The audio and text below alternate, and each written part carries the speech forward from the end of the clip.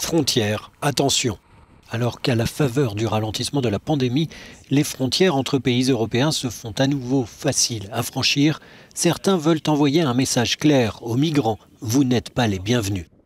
Tout au long des 200 km qui séparent la Grèce de la Turquie, des nouveaux systèmes de surveillance et de dissuasion ont été testés, dont un canon à son extrêmement puissant.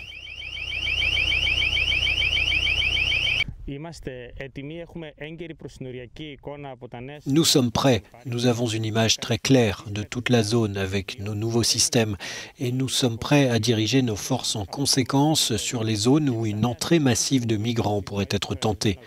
Avec de nouveaux systèmes comme le canon sonore et les véhicules blindés, nous pouvons empêcher cette entrée.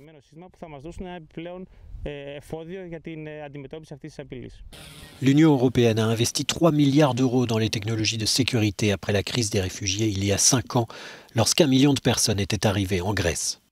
Ce que nous voyons aux frontières et dans le traitement des étrangers en général, c'est souvent un terrain de test pour des technologies qui sont ensuite utilisées aussi sur des Européens.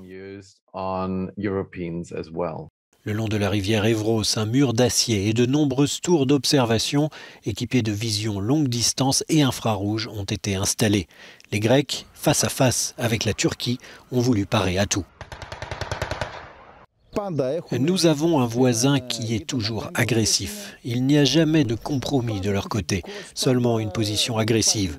Nous restons sur la défensive, nous devons faire quelque chose pour nous défendre.